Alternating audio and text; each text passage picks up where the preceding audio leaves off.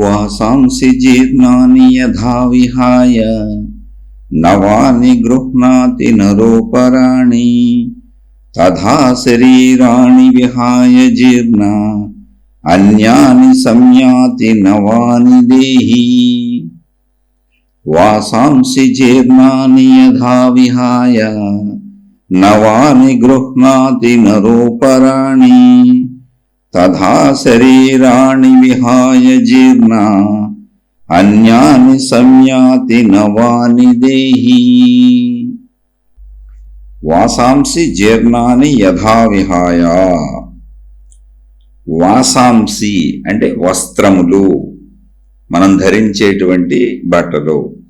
జీర్ణాన్ని శిథిలమైపోతే, పాడైపోతే, చిరిగిపోతే, యథా ఏ విధముగా, విహాయ విడిచి, నవాని కొత్తవైనటువంటి, గృహ్ణాతి నరోపరాణి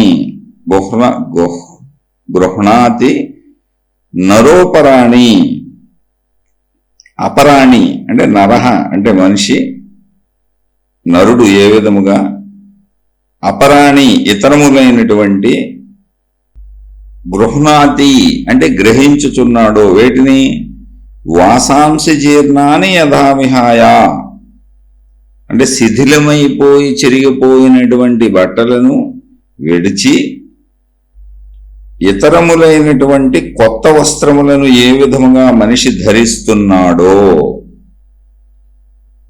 తథా ఆ విధముగా శరీరాన్ని విహాయ జీర్ణ నశించిపోయినటువంటి శరీరములను వదిలి అన్యాని సంయాతి నవాని దేహి ఇతరములైనటువంటి నవాని కొత్త శరీరములను సంయాతి పొందుచున్నాడు.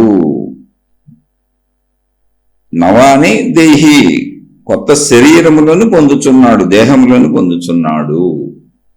ఇది ఈ శ్లోకంలో. వాసాంసి జీర్ణాని యథావిహాయ, ఏ విధముగా అయితే చెరిగిపోయినటువంటి వస్త్రములను తీసివేచి అంటే వదిలివేచి కొత్తవైనటువంటి వస్త్రములను ధరిస్తున్నాడో అదే విధముగా శిథిలమైపోయినటువంటి నశించిపోయినటువంటి శరీరమును వదిలివేచి కొత్త శరీరములను పొందుచున్నాడు.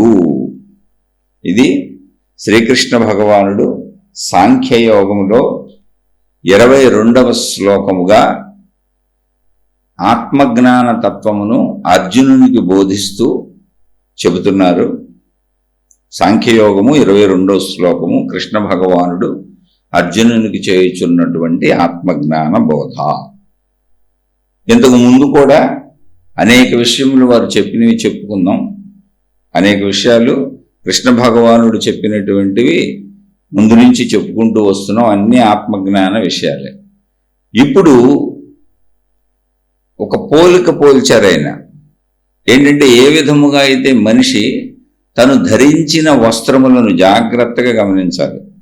ఇక్కడ ఆ పోలికను జాగ్రత్తగా గమనిస్తే గాని మనకు ఆత్మజ్ఞాన తత్వం అర్థం కాదు.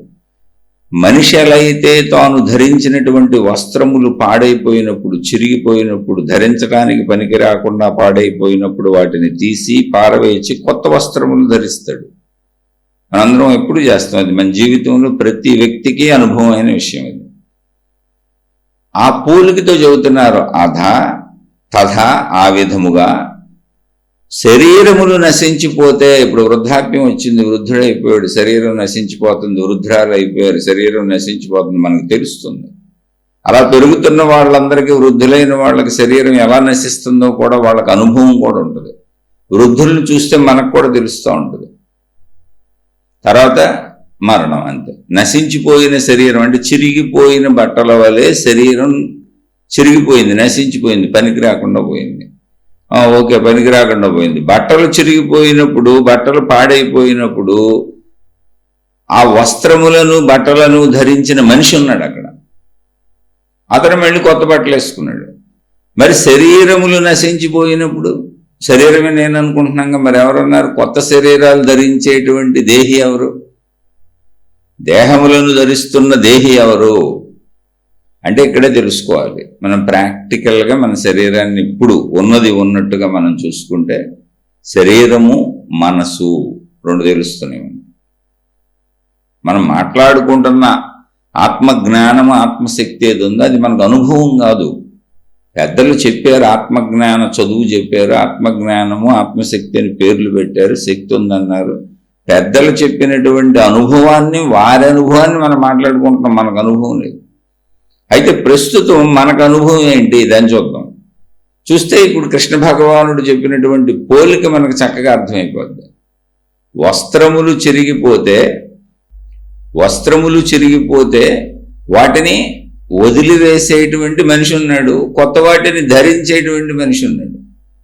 అలాగే శరీరములు పాడైపోతే ఇక్కడ మనకు కొంచెం సందిగ్ధావస్థ వస్తుంది. ఎవరికైనా, సహజ మానవుడు ఎవరికైనా వచ్చే సందిగ్ధావస్థ ఏంటంటే, ఇది ఒక నమ్మకం, పునర్జన్మలు ఉన్నాయని, కొత్తగా మళ్ళీ పుడతారు అనేది ఒక నమ్మకం.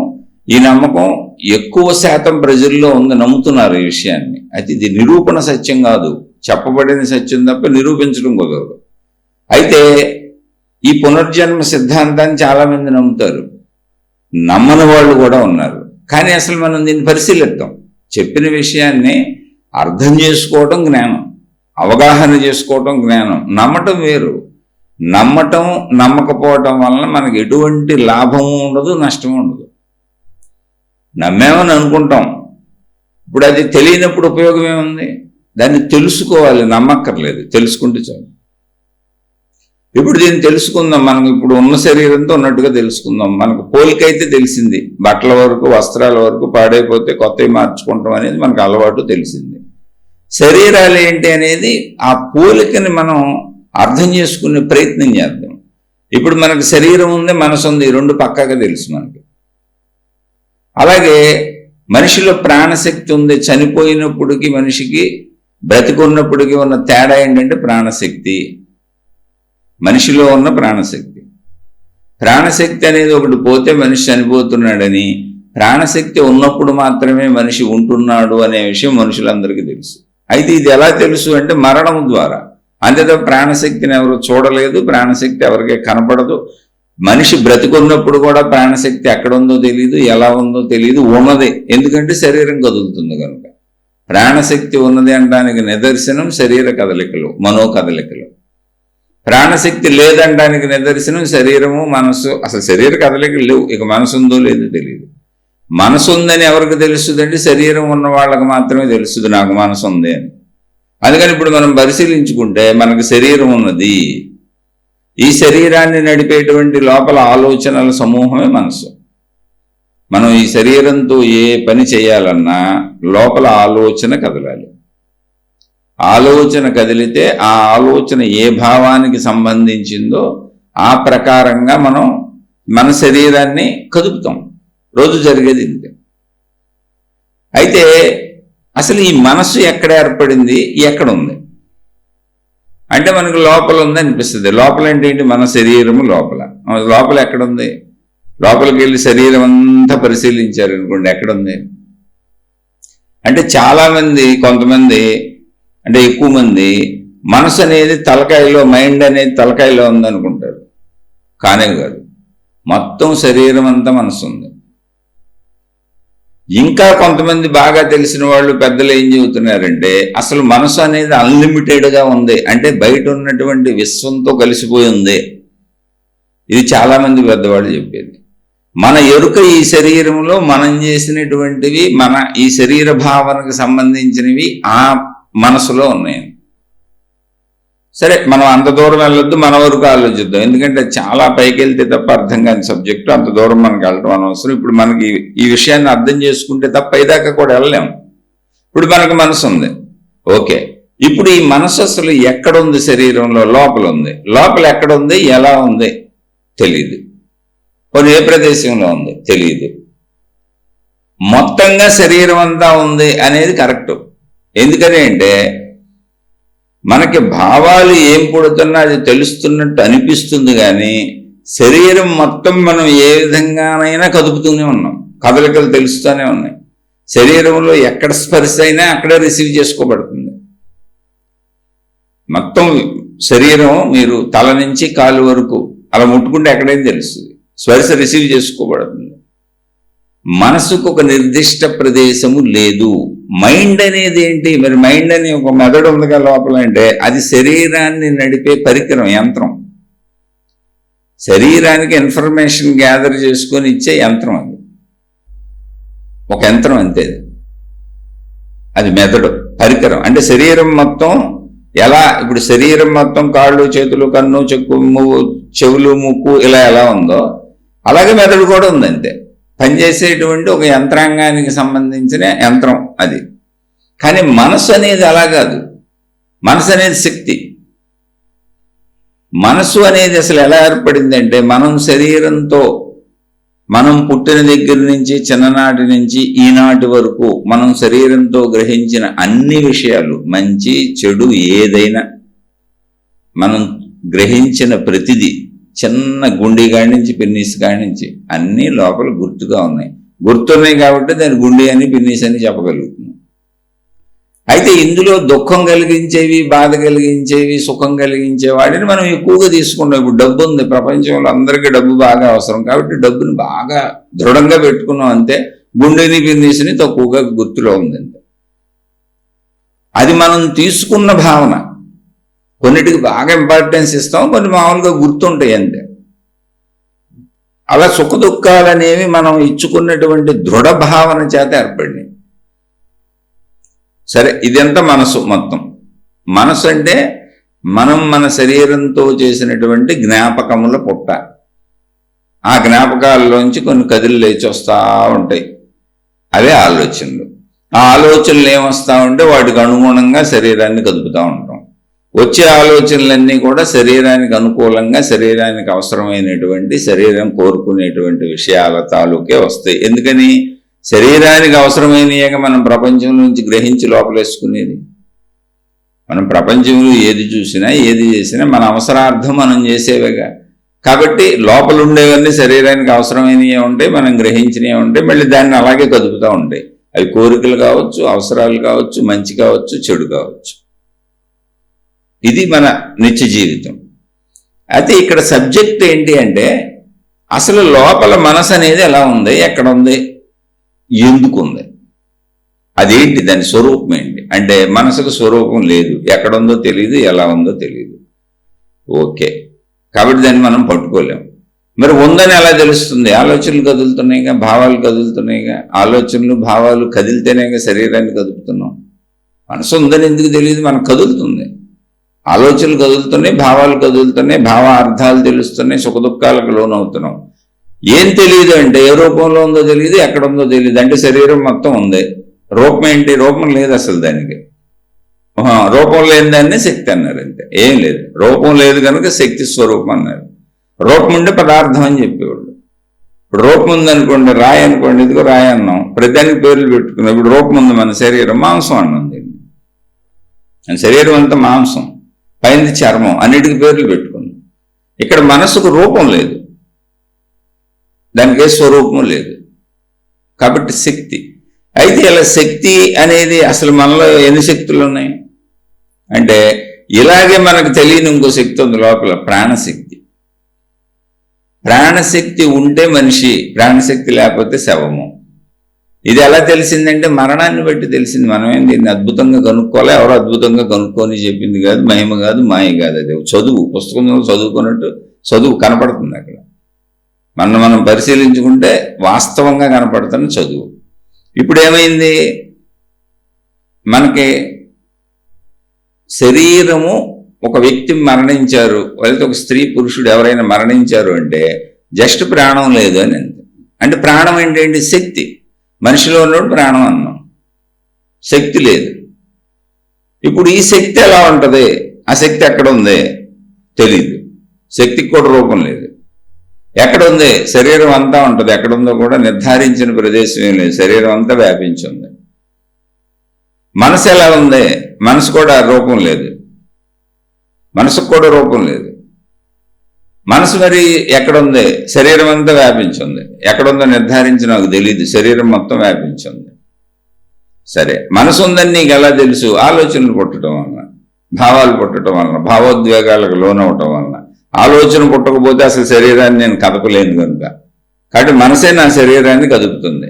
అంటే శరీరాన్ని ఈ విధముగా కదపాలి అనే ప్రయత్నం. అంటే ఇప్పుడు ఆకలేసింది, ఆకలికి అన్నం తినాలి, ఫలాంది తినాలి అనే ప్రయత్నం, ఫలాందే సాధించుకోవాలనే ప్రయత్నం, డబ్బు సంపాదించుకోవాలనే ప్రయత్నం, ఇదంతా మనసు ద్వారా జరుగుతుంది. అంటే అర్థవంతముగా నాకు డబ్బు కావాలి, కోరికలు తీర్చుకోవాలి, ఇలాంటివన్నీ మనసు ద్వారా జరుగుతుంది. అది మనసు అంటే మనసులో సబ్జెక్ట్ ఉంది, విషయం ఉంది. నేను చెప్పదలిచింది అది. మనసులో ఒక విషయం ఉంది, ఏదో ఒకటి విషయం ఉందంట మనసు. కానీ మనసు ఎలా ఉంది? శక్తిగానే ఉంది, రూపం లేదు, శరీరం మొత్తం వ్యాపించి ఉంది. ఓకే. ప్రాణశక్తి ఎలా ఉంది అంటే ప్రాణశక్తి ఉందని ఎవరు చెప్పారు అసలు మీకు? మరి చనిపోయినప్పుడు ఏదో పోయిందిగా, ఏదో లేదుగా, శరీరం మన నేను అనుకున్న శరీరం ఇక్కడే ఉందిగా. అప్పుడు పెద్దలు చెప్పారు ప్రాణశక్తి పోయింది, శరీరం అక్కడే ఉంది, కాబట్టి శరీరం నువ్వు కాదు, ప్రాణశక్తి నువ్వు అనేది చెప్పకపోయినా చెప్పబడుతున్న సత్యం. ఇంతకీ నేను శరీరం అనుకుంటున్నా. ఓకే, అందరూ అలాగే బతుకుతున్నారు, ఇప్పుడు కూడా సామాన్య ప్రజలందరూ అలాగే బతుకుతున్నారు. ఎందుకని? నేను శరీరాన్ని అనుకొని శరీరం చనిపోవడంతో, అంటే ప్రాణశక్తి లేకపోవడంతో మనిషి చనిపోయినట్లు లెక్క. అంతే, ఇంకా లేడు, ఆ వ్యక్తి లేడు, స్త్రీ కానీ పురుషుడు కానీ. కానీ అక్కడ ఒక సత్యం చెప్పబడుతుంది ఏంటంటే ప్రాణశక్తి అనేది ఒకటి అందులో లేదంతే. ప్రాణశక్తి ఉంటే శరీరము, ప్రాణశక్తి లేకపోతే శవము. అంటే ఇప్పుడు నేను అక్కడ ఇంపార్టెంట్గా ఏమై ఉండాలి? ప్రాణశక్తి అయి ఉండాలి. దీన్ని ఆధ్యాత్మికం చెబుతుంది. ఆధ్యాత్మికం ఏం చెబుతుందంటే ఇక్కడ శరీరము నువ్వు అనుకుంటున్నావు, బాగానే ఉంది, ఓకే. కానీ శరీరము చనిపోవడంతో జరుగుతుంది ఏంటి? ప్రాణశక్తి లేకపోవటం అనేది జరుగుతుంది. ప్రాణశక్తి ఉంటే శరీరం పనిచేస్తుంది, ప్రాణశక్తి లేకపోతే శరీరం పనిచేయట్లేదు. అప్పుడు మరి నేను శరీరాన్ని అంటావేంటి? శరీరాన్ని పనిచేయించి ప్రాణశక్తి కదా నువ్వు అయి ఉండాలి. అంటే నాకు ప్రాణశక్తి కనపడదు కదండి, అందుకని నేను కనపడే శరీరం నేను అనుకుంటున్నానండి. నాకు అలాగే మనసు కనపడదు కదా, మీరు మనసు నువ్వు అని ఎలా అనుకుంటున్నావు అంటే భావాలు తెలుస్తాయి కదండి, భావాలు ఉన్నాయి కదండి, ఆ భావాలేగా శరీరాన్ని కదిపేది. కాబట్టి నా మనసు బాగోలేదు, నా మనసు బాగుంది, నాకు ఆనందంగా ఉంది, అమ్మో నేను నా మనసు దుఃఖపడుతుంది, ఇలా చెబుతున్నానండి. భావోద్వేగాలు తెలుస్తున్నాయి మనసు కనపడకపోయినా. కానీ ప్రాణశక్తిలో విషయం కూడా లేదు, శక్తి ఒక్కటే ఉంది. మనసు అనే శక్తిలో విషయం ఉంది, అది శక్తిగాను ఉంది, విషయంగాను ఉంది. అంటే శక్తిలో విషయం ఉన్నప్పుడు అది మనసు, శక్తిలో విషయం లేకపోతే అదే ప్రాణశక్తి. ఎప్పుడు తెలుసుకోండి. అంటే లోపల ఉన్న శక్తి ఒకటే, ఆ శక్తిలో విషయము భావము ఉంటే అది మనసు, ఆ శక్తిలో భావం లేకపోతే అది ప్రాణశక్తి. ఇప్పుడు మనం శరీరంతో చేసినటువంటి పనుల తాలూకా భావాలు, విషయాలు, ముద్రలు అన్నీ ఎక్కడ పడినాయి? ప్రాణశక్తిలో పడినాయి. ప్రాణశక్తులు ఇవి ఎక్కడ పడినాయో అంటే ప్రాణశక్తిలో విషయం కలిసినప్పుడు అది మనసు అయింది. కలిసిన విషయము ఈ ప్రాణశక్తికి ఎలాగైనా శరీరాన్ని కదిపేది. అసలు శరీరం కదలటానికి ఆధారం ఏంటి? విషయం ఉన్నా లేకపోయినా శరీరం బతికొండటానికి ఆధారం ఏంటి? ఇప్పుడు నిద్రపోయాం, మనసు లేదు అంటే విషయాలు లేవు, కానీ ప్రాణశక్తి ఉంది. ఉచ్ఛ్వాస నిశ్వాసాలు సాగుతున్నాయి, గుండు కొట్టుకుంటుంది, నిద్రపోతున్నాం హాయిగా, నిద్రలో అటు ఇటు కదులుతాం, డొల్లుతాం, కదలికలు ఉన్నాయి. మనకు తెలిసినా తెలియకపోయినా శరీరం బతికే ఉంది అంటే ప్రాణశక్తి ఉంది. మెలకువలో ఏమైంది? మెలకువలో నిద్రలో ఏముందంటే శరీరము ప్రాణశక్తి కలిసి ఉన్నాయి. ప్రాణశక్తి నిద్రలో శరీరాన్ని బతికించి ఉంచింది. మెలకువ అంటే ఏంటి? ఇప్పుడు మెలకువ దేనికి వచ్చింది ఏంటి? మెలకువ అంటే ఏంటి? నిద్ర అంటే ఏంటి? ఏమీ లేదు. మెలకువ అంటే మనసు మెలకువ, నిద్ర అంటే మనసు నిద్ర. ఇప్పుడు నిద్రపోయింది ఎవరో? మనసు. మెలకువ వచ్చింది ఎవరికే? మనసుకి. మనసుకు మెలకువ వస్తే శరీరాన్ని పట్టుకొని ఆలోచనలు, అంటే మనసులో ఏమున్నాయి? విషయాలు ఉన్నాయి. నేను ఫలానా మనిషిని, నా ఇల్లు ఇది, నా ఊరు ఇది, మా ఆయనైనా, మా ఆవిడేమి, మా నాన్నైనా, మా అమ్మాయివిడ అనే విషయాలు ఉన్నాయి. మెలకువ అంటే ఏంటి? విషయాల మెలకువ. విషయాల మెలకువను పట్టుకొని శరీరం కదులుకుంటూ వెళ్ళిపోతుంది. అంటే ఇప్పుడు శరీరాన్ని, ఇప్పుడు విషయాలు లేకపోతే, మనసు లేకపోతే, విషయాలు లేకపోతే శరీరం ఉంది, ప్రాణశక్తి ఉంది, కానీ శరీరం కదలదు, నిద్రపోతుంది చక్కగా. జాగ్రత్తగానండి. నిద్రలో జరిగేది ఏంటంటే విషయాలు లేవు, అంటే మనసు లేదు. ప్రాణశక్తి శరీరాన్ని నిలిపించింది, నిద్రలో ఇంతే జరిగింది. ప్రాణశక్తి శరీరం కలిసి ఉన్నాయి. ఇప్పుడు మెలకువ అంటే ఏంటంటే విషయాలు మేల్కొన్నాయి. ఎందులోంచి? ప్రాణశక్తిలోంచి. విషయాలు ప్రింట్ అయింది ప్రాణశక్తిలోనే. విషయాలు మేల్కొన్నాయి అంటే మనసు మేల్కొన్నది. మేల్కొన్న మనసు ఏం చేసింది? వెంటనే శరీరాన్ని, ఓయ్ నువ్వు పలానా, నీ పేరుది, నీ ఊరిది అని మొత్తం చెప్పుకుంటా వచ్చి మెలకువలోకి తెచ్చి తిప్పటం మొదలెట్టింది. మళ్ళీ రాత్రి నిద్రలోకి వెళ్ళింది ఎవరు? ఇప్పుడు మనసు నిద్రలోకి వెళ్ళింది. మనసు నిద్రలోకి వెళ్ళిపోయింది. అంటే నిద్రలోకి వెళ్ళటం ఏంటి? ప్రాణశక్తిలో మనసు అణిగిపోయింది. అంతే. అణిగిపోయిందంటే విషయాలు పైకి లేపట్ల, శరీరానికి తాకట్ల. అంటే అర్థం అవడానికి పదాలు వాడుతున్నానంటే ఇది సృష్టి ఏర్పరిచిన సహజ ప్రక్రియ. శక్తిలో కలిసి విలీనంగా ఉండిపోయింది. శక్తి శరీరం ఎప్పుడు కలిసి ఉన్నాయి. విషయాలు ఉన్నప్పుడు, అంటే విషయాలు ఉండి శరీరాన్ని కదుపుతున్నప్పుడు శరీరాన్ని నడుపుతున్నది ప్రాణశక్తి. విషయాలు శరీరాన్ని కదపనప్పుడు, నిద్రలో ఉన్నప్పుడు శరీరాన్ని బతికించింది ప్రాణశక్తి. నిద్రలో కూడా కదులుతాడు మనిషి, అటు ఇటు కదులుతాడు, ఇడ్డొలుతాడు, అడ్డొలుతాడు, అన్నీ చేస్తారు. అయితే నేనన్న భావన ఉండదు. శరీరం మీద దాని ఏర్పాటుకు తగ్గట్టు కొంచెం అటు ఇటు కదులుతూ ఉంటుంది. అంటే మెలకువ మనసు, నిద్రపోయేది మనసు. ఇప్పుడు ఈ మనసు మెలకువలోకి వచ్చినప్పుడు శరీరాన్ని పట్టుకెళ్తుంది. ఇప్పుడు ఈ మనసు ఎక్కడ ఉన్నది? ఆ ప్రాణశక్తిలోనే ఉన్నది. మనసు ప్రాణశక్తి వేరువేరా? కానే కాదు, ఉన్న శక్తి ఒక్కటే. మరి అలాంటప్పుడు మనసు అని దీన్ని ఎందుకు అన్నాం? శక్తిలో విషయములు ఉన్నప్పుడు మనసు, అంటే శరీరమునకు భిన్నముగా, శక్తిలో శరీరమునకు భిన్నముగా శక్తిలో విషయములు ఉన్నప్పుడు మనసు. ఏంటి ఆ విషయములు? నేను పలానా, నాకు సంబంధించిన, నేనుకు సంబంధించిన సమస్త కోటాను కోట్ల విషయములు, అదంతా మనసు. అయితే ఇది ఎలా ఉంది? శరీరానికి భిన్నంగా ఉంది. ఎక్కడుంది? శరీరంలోనే ఉంది. ప్రాణశక్తి ఎక్కడుందో అక్కడే ఉంది. ప్రాణశక్తే మనసుగా ఉంది. మరి ప్రాణశక్తి అన్నప్పుడు, ప్రాణశక్తి అన్నప్పుడు అందులో విషయాలు లేవు, ప్యూర్ అది. మనసు అన్నప్పుడు ప్రాణశక్తిలో ఉన్న విషయ సమూహం, అంటే బంగారం ఆభరణం అయినట్టుగా, అందులో కొంచెం రాగి మిక్స్ అయినట్టుగా శరీర సంబంధిత విషయాలన్నీ ప్రాణశక్తిలో కలిసినప్పుడు మనసుది. ప్యూర్ ప్రాణశక్తి ప్యూర్గా ఎప్పుడు ఉంటుంది అంటే మనం నిద్రలోకి వెళ్ళినప్పుడు ప్యూర్ ప్రాణశక్తి ప్యూర్ ఉంటుంది. అందుకని మనకు నేనన్న తలంపు కూడా ఉండదు. ఎందుకంటే నేనన్న తలంపు మనసు మేలుకుంటుంది. ఇది కొంచెం మన ఇంటర్నల్ గ్రామర్, ఇందులో కష్టమేం లేదు. మీరు పరిశీలించుకుంటూ ఊరికి అర్థమైపోతుంది. ఇప్పుడు శరీరం శిథిలమైపోయింది. ఇక్కడ ఏం చెప్పారు? వాసాంశ జీర్ణాన్ని యథావిహాయ, బట్టలు ఏ విధంగా అయితే నశించిపోతే తీసిపారేసి నవాని గృహ్ణాతి నరోపరాణి, కొత్త బట్టలను మనిషి ఎలా ధరిస్తాడో తథా శరీరాన్ని విహాయ జీర్ణాన్ని, ఆ విధంగా శరీరములు నశించిపోతే అన్యాని సంయాతి నవాని దేహి, కొత్త దేహములను మనిషి పొందుచున్నాడు. ఇప్పుడు ఇక్కడ నశించిపోయేది ఏంటి? శరీరం. ఉండిపోయినవి ఏంటి? మనసు, ప్రాణశక్తి. ప్రాణశక్తి ఎక్కడ ఉంది? ప్రాణశక్తిగానే ఉంది. మరి మనసు ఎక్కడ ఉంది? ప్రాణశక్తిలో ఉంది. అంటే మనసు ప్రాణశక్తి విడివిడిగా ఉన్నాయా? లేవు, కలిసి ఒకటిగానే ఉన్నాయి. మరి ఇప్పుడు దాన్ని ఏమంటారు? మనసు ప్రాణశక్తి అని పిలుస్తారా? కాదు, మహాత్ములు దానికి పేరు పెట్టారు, సూక్ష్మ శరీరం అని. అంటే చనిపోయింది నీ స్థూల శరీరము, అంటే కనపడే శరీరం చనిపోయింది. నీ కనపడే శరీరాన్ని నడిపేటువంటి అసలు శరీరం బతికే ఉంది. అందుకని బట్టలతో పోల్చారు ఇక్కడ కృష్ణ భగవానుడు. ఇప్పుడు బట్టలు చిరిగిపోతే మనకేం నష్టం? కొత్త బట్టలు వేసుకుంటాం, హాయిగా తిరిగేస్తాం. బట్టలు చిరిగిపోయినాయని ఏడమే మనం, అయ్యో బట్టలు చచ్చిపోయినాయి అంటామా? ఇప్పుడు బట్టలు చిరిగిపోతే, బట్టలు పాడైపోయినాయి అవతల పారేయండి అని కొత్త బట్టలు వేసుకుంటాం. కానీ బట్టలను పెట్టుకొని ఎదురుగుండా పెట్టుకొని బోర్ని ఏడవంగా బట్టలు చచ్చిపోయినాయి అని. కానీ మనిషి చనిపోయాడని ఎందుకు ఏడుస్తున్నారంటే కనపడే దేహాలను మనం నిజం అనుకొని కనపడుతున్న దేహం కనపడకుండా పోయింది. ఇక ఉండదు, దాన్ని కాల్ చేయటము, పూర్తి చేయటము. ఉన్న సూక్ష్మ శరీరం కనపడేది కాదు, మనకు ఎప్పుడు కనపడేది నిజంగా తీసుకుంటున్నాం. అందుకే ఆత్మజ్ఞానము అనేది కనపడని విషయాల గురించి, అంతర్గత విషయాల గురించి మాట్లాడుతుంది. ఆధ్యాత్మిక విద్య, ఆత్మవిద్య, ఆత్మజ్ఞాన చదువు, ఆధ్యాత్మిక చదువు, అది వ్యక్తిగతము. చాలాసార్లు చెప్పాను. ఎందుకంటే కనపడని నీ అంతరంగ అంశం గురించి చెబుతుంది. కనపడదే తప్ప అది ఉన్నదని నీకు కూడా తెలుసు.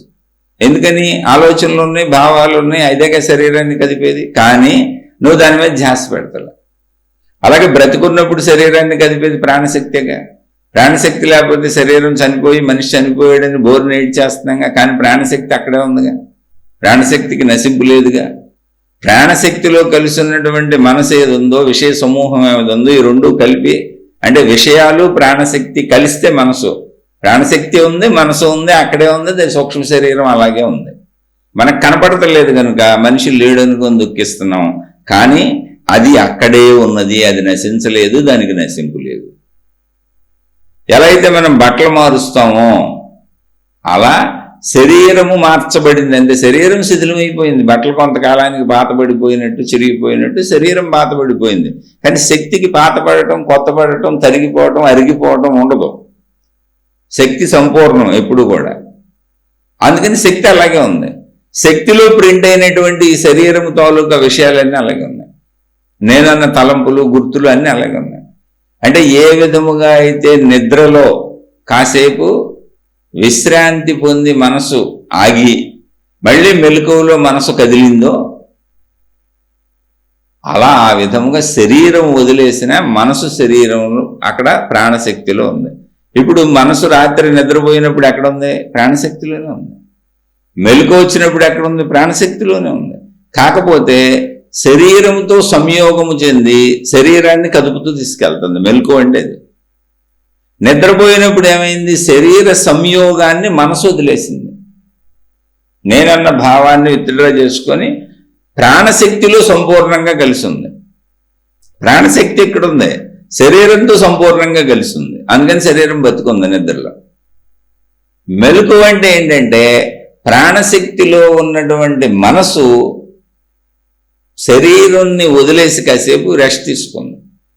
ఇప్పుడు మెలకువ అంటే ఏంటంటే శరీరంతో కలిసింది మనసు వచ్చి మళ్ళీ కలిసి నేను అంటూ అన్నిటినీ ప్రారంభించి మెలకువలో తిప్పుకుంటూ వెళ్ళిపోయింది. అంటే శరీరం ఉన్న మనసు ప్రాణశక్తి అక్కడే ఉన్నాయి. మనసు వేరు, ప్రాణశక్తి వేరు కాదు. ప్రాణశక్తిలో విషయాలన్నీ ఉంటే అది మనసు. విషయములు కాసేపు ఆగిపోతే ప్రాణశక్తి. ప్రాణశక్తి అన్నప్పుడు నిద్రలో ఒట్టి ప్రాణశక్తి ఉంది, విషయాలు ఆగిపోయినాయి కాసేపు. మెలకువలో అదే ప్రాణశక్తిలో విషయాలు కూడా మేల్కొన్నాయి. మేల్కొన్న విషయాలు శరీరం ప్రాణశక్తి అంతా వ్యాపించింది కనుక ప్రాణశక్తి అంతా మళ్ళీ అవి కూడా వ్యాపించి మనసు శరీరాన్ని కదుపుకెళ్తుంది. ఇప్పుడు శరీరం నశించిపోయినప్పుడు ఏమైంది? ఏం అవ్వలేదు. ప్రాణశక్తిలో నిద్రలో ఎలా ఉందో అలాగే ప్రాణశక్తిలో మనసు కూడా ఉంది. ఇప్పుడు మొత్తం అన్నీ తెలుసు దానికి. శరీరం కోల్పోయింది కానీ మొత్తం మెమరీ పవర్ అన్నీ అలాగే ఉన్నాయి. దాన్ని సూక్ష్మ శరీరము అన్నారు. అంటే జీవుడు అక్కడే ఉన్నాడు. మరి చనిపోయింది ఎవరు? శరీరం. కానీ మనం శరీరాన్ని జీవుడు అనుకుంటూ బతికేసాం 100 సంవత్సరాలు. అది ప్రాబ్లం. ఎందుకని? కనపడుతుంది అది కనుక. శక్తి కనపడదు కనుక, సూక్ష్మ శరీరం కనపడదు కనుక, గుణాలు కనపడవు కనుక, స్వభావం కనపడదు కనుక, బుద్ధులు కనపడవు కనుక. అవి కూడా కనపడితే అసలు మనిషితో మనం ఎవరితో స్నేహం చేయాలి, ఎవరితో చేయక్కర్లేదు తెలిసిపోద్ది మనకి. అమ్మో వీళ్ళు వస్తే అథవా వీడు దొంగ అని తెలిసిపోద్ది. బుద్ధులు, గుణాలు, ఆలోచనలు కనపడుతుంటే అవి కనపడవు. అవి శక్తిలో ఉన్నాయి. ఇక్కడ అది ఇప్పుడు ఏమైంది? శరీరము నశించిపోయింది కానీ సూక్ష్మ శరీరము అంటే మనసు ప్రాణశక్తి కలిసినది అలాగే ఉంది. సూక్ష్మ శరీరం అలాగే ఉంది. అంటే ఒక మాటలో చెప్పాలంటే మనిషి అలాగే ఉన్నాడు. మనం చచ్చిపోయాడు అనుకున్న మనిషి ఎవరున్నారో వాడి శరీరం చచ్చిపోయిన తప్ప వాడు అలాగే ఉన్నాడు. మొత్తం అయ్యే ఆలోచనలో అదే ప్రాణశక్తితో అలాగే ఉన్నాడు. ఇప్పుడు వాడికి ఏంటి? మరి మనిషి ఉన్నాడుగా, వాడికి ఏం కావాలి? ఇప్పుడు బట్టలు చిరిగిపోయినాయి, ఏం కావాలి మనకి? కొత్త బట్టలు కావాలి, ఇంకో బట్టలు వేసుకుంటాం. అలాగే ఇప్పుడు శరీరం పాడైపోయింది, ఏం కావాలి? ఇప్పుడు మరి మనిషి ఉన్నాడుగా అక్కడ, సూక్ష్మ శరీరం అన్నది. ప్రాణం అక్కడే ఉంది, మనసు అక్కడే ఉంది. ఏం చేయాలి ఇప్పుడు? ఏం కావాలి? ఇంకో శరీరం కావాలి. ఇంకో శరీరాన్ని ఎవరిస్తారు? ఇది సృష్టి చేసిన ఏర్పాటు. బట్టలు అయితే మనం బట్టలు కొట్టుకెళ్ళి కొనుక్కు తెచ్చుకుంటాం, అది మనం చేసుకున్న ఏర్పాటు. శరీరానికి బట్టలు కట్టుకోవడం అనేది మనం చేసిన ఏర్పాటు. మనం చేసిన ఏర్పాట్లన్నీ మనమే చేసుకుంటాం. సృష్టి చేసిన ఏర్పాట్లన్నీ సృష్టి చేస్తుంది. సృష్టి చేసిన ఏర్పాటు శరీరాలు ఇంకోటి ధరించేలా. ఆ ప్రాసెస్లో మళ్ళీ ఇప్పుడు నేను ఇవన్నీ అనుభవించాలి అంటే మనసుని నేను తిరగాలి అంటే, మనసుగా నేను చక్కగా విజృంభించి తిరగాలి అంటే నాకు ఇప్పుడు శరీరం కావాలి అనేది మనసుకు అవసరం, ప్రాణశక్తికి అవసరం లేదు. ఎందుకని ప్రాణశక్తిలో అసలు విషయం లేదు. మళ్ళీ మీరు చక్కగా తెలుసుకోండి, ప్రాణశక్తిలో విషయం ఉండదు. విషయం ఉంటే ప్రాణశక్తిలో మనసు అవుతుంది. విషయం లేనటువంటి విషయం ఉన్నటువంటి ప్రాణశక్తి మనసు. ప్రాణశక్తిలో విషయం లేదు. ప్రాణశక్తిలో విషయం లేదు కనుక అసలు ప్రాణశక్తికి ఇది అది ఇలా అలా అనే భావనే ఉండదు. కానీ మనసుకి మొత్తం భావన ఉంటుంది. నేను అన్నది, అనుభవించిన అన్నది, సుదీర్ఘంగా 100 సంవత్సరాల పాటు అనుభవించాక ఇవన్నీ ఉన్నాయి అందులో. కాబట్టి ఇప్పుడు ఏం చేస్తుంది? అది ఆల్రెడీ శక్తి, ప్రాణశక్తి కాబట్టి అది శక్తి. ఆల్రెడీ దాంట్లో నేననే 100 సంవత్సరాల అనుభవాలు ఉన్నాయి. 100, 90, 80 చచ్చే వరకు మనం పోగేసుకున్న కోట్ల అనుభవాలు ఉన్నాయి. ఇప్పుడు అది అసలు నిద్రలోంచి మెలకు వచ్చినప్పుడు ఏం చేస్తుంది? లేచి నిద్రలోంచి శరీరాన్ని కదిపేస్తుంది. మెలకు అంటే లే తిరుగుదాం, వెళ్దాం, ఉన్నాడు, కోరికలు తీర్చుకుందాం, అయ్యి అనుభవిద్దాం, ఇవి అనుభవిద్దాం అని. ఇప్పుడు దానికి అలాగే అనుభవిద్దామని వాళ్ళు కదలాలని ఉంది, కానీ శరీరం లేదు. అప్పుడు సృష్టి ఏర్పాటు చేసిన విధంగా మళ్ళీ ఇంకో శరీరాన్ని ధరించడానికి అది ప్రయత్నించుకుంటుంది. అక్కడ ఆ ప్రయత్నంలో మహాత్ములు చెప్పింది, వాళ్ళు పెద్దలైనటువంటి పూర్వీకులు అందించినటువంటి జ్ఞాన సంబంధిత గ్రంథాలు చెబుతుంది ఏంటంటే, అప్పటి వరకు ఆ వ్యక్తి, ఆమె కానీ అతను కానీ చేసినటువంటి పనుల యొక్క ఫలితాలను బట్టి మరుజన్మ తీసుకుంటారు. అది కూడా వాళ్ళ ఇచ్ఛానుసారమే జరుగుతుంది, కర్మఫలంగా. ఇవి మరుజన్మలు. కాబట్టి అంటే ఏంటి? శరీరాలు నశించిపోయినాయి కనుక నశించిపోతాను అని అనుకోకు అర్జున. నువ్వు ఇక్కడ యుద్ధం చేయను, వీళ్ళని ఎవరిని చంపను అని నువ్వు శరీర భావంతో మాట్లాడుతున్నావు. అసలు శరీరాలు అనేవి ఊరికినే బట్టలాగా మార్చుకునేవే. బట్టలు అయితే కొంతకాలానికి పోతాయి, శరీరాలకి ఒక ఆయుష్ 100 ఏళ్ళు ఉంది, 80 ఏళ్ళకో 90 ఏళ్ళకో అలా పోతాయి. కానీ లోపల ఉన్నటువంటి దేహి చావడం, దేహంలో ఉన్న దేహికి చావు లేదు, శరీరంలో ఉన్న శరీరకి చావు లేదు. అదే మనస్సు, ఆత్మ, ప్రాణశక్తి. ఆత్మ ప్రాణశక్తి అన్నప్పుడు ప్రాణిలో ఉన్నటువంటి ఆత్మకు ప్రాణశక్తి అన్నారు అంతే. ప్రాణశక్తి ఆత్మ భిన్నమైనవి కాదు, మొత్తం సృష్టి యావత్తు నిండి ఉన్న శక్తి అది. అయితే మనం ఇది తెలుసుకొని దాటితే గానీ అది సృష్టి యావత్తు ఎలా ఉందనేది మనకు అర్థం కాదు. అందుకని ముందు స్టెప్ బై స్టెప్ వెళ్ళాలి. అక్కడ దాకా వెళ్ళి చవటలేదు నేను. కృష్ణ భగవానుడు ఎంత చెప్పాడో అక్కడ ఒక్కొక్క మెట్టు ఎక్కుతూ వెళ్తే ఆయనే తీసుకెళ్ళిపోతారు మన ముందుకి. ఇక్కడ ఇది అర్థం చేసుకొని వెళ్ళాలి. ఇప్పుడు మనం మనసుతో మిగిలి ఉన్నాడు జీవుడు, శరీరం పోయింది కాబట్టి మనసుకు నిరంతరం శరీరం ఉంటే తప్ప అది అనుభవించటం కుదరదు. ఇంద్రియాలు ఉన్న శరీరం కావాలి దానికి. ఎందుకంటే నిద్రలో అది మనసులో కలిసిపోతుంది, మనసు నిద్రలో ప్రాణశక్తిలో కలిసిపోతుంది, మెలకువలో మళ్ళీ శరీరంతో వెళ్ళి బాహ్య ప్రపంచంలో తిరిగి అన్ని అనుభవించి వస్తుంది శరీర సహాయంతో. ఇప్పుడు అన్ని అనుభవించాలంటే శరీరం కావాలి. శరీరం నశించిపోయింది, మరణించిపోయింది. కాబట్టి కొత్త శరీరానికి అది ప్రయత్నించుకుంటుంది. ఆ ఏర్పాటు సృష్టి పెట్టింది, అదే పునర్జన్మ, మరుజన్మ. అలా ఎన్ని దేహములైనా ధరిస్తుంది అర్జున. కాబట్టి నువ్వెవరినో చంపుతున్నాను, వాళ్ళు చచ్చిపోతున్నారు, ఏ యుద్ధాలు జరుగుతున్నాయి అని అనుకోకు. నువ్వు యుద్ధం చేసినా చేయకపోయినా శరీరానికి ఉన్న ఆయువు ప్రకారం వాడు మరణించిపోతాడు. శరీరాలు శాశ్వతంగా ఉండవు. లోపల ఉన్నటువంటి మనసు మళ్ళీ కొత్త శరీరాలను ధరిస్తూ ఉంటుంది. ఎలా అయితే బట్టలు మార్చుకుంటామో అలాగూ అని ఈ శ్లోకం వరకు చెప్పారు. ఇంతకు ముందు నుంచి ఆత్మ చెప్పుకుంటూ వస్తున్నారు. ఇందులో ఆత్మ అనే పదాన్ని వాడకుండా అసలు శరీరములు ఎలా మార్పులు జరుగుతాయి, నశింపు లేదు, శరీరాలు కొత్తవి ధరించుకొస్తూ ఉంటాము అని చెప్పారు. అలా చెబుతూ ఆయన మళ్ళీ ముందు వస్తుంది.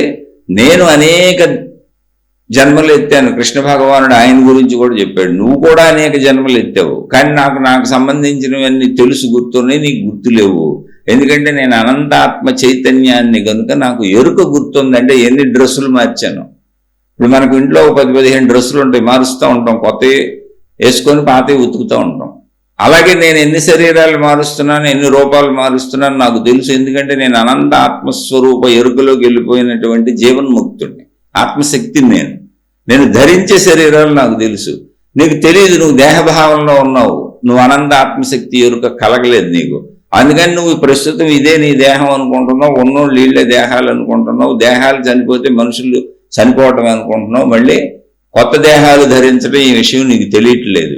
ఇది ఎప్పుడు తెలుస్తుంది నీకు అంటే, నువ్వు కూడా నేను అనంత ఆత్మశక్తిని అని తెలుసుకున్నప్పుడు, నీకు అనంత ఆత్మశక్తి ఎరుక కలిగినప్పుడు, ఆ అనుభవాన్ని నువ్వు పొందినప్పుడు.